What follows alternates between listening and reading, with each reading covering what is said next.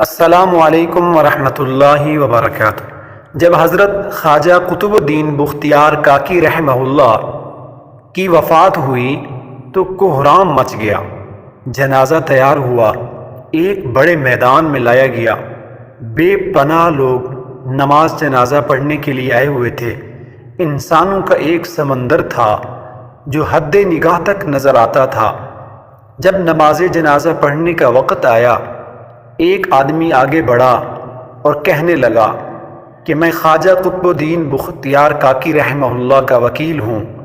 حضرت نے ایک وصیت کی تھی، میں اس مجمع تک وہ وصیت پہنچانا چاہتا ہوں۔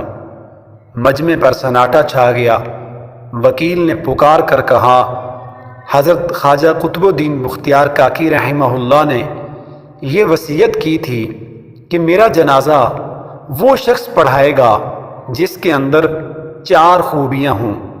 زندگی میں اس کی تکبیر اولیٰ کبھی قضا نہ ہوئی ہو، اس کی تہجد کی نماز کبھی قضا نہ ہوئی ہو، اس نے غیر محرم پر کبھی بھی بری نظر نہ ڈالی ہو، اتنا عبادت گزار ہو کہ اس نے عصر کی سنتیں بھی کبھی نہ چھوڑی ہوں۔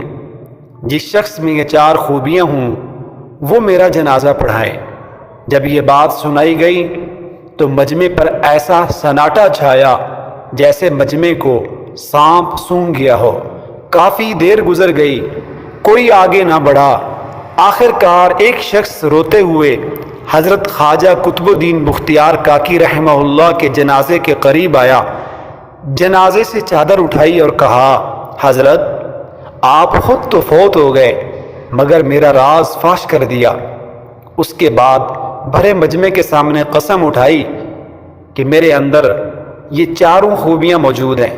الحمدللہ دوستو، یہ شخص وقت کا بادشاہ شمس الدین التمش تھا رحمہ اللہ۔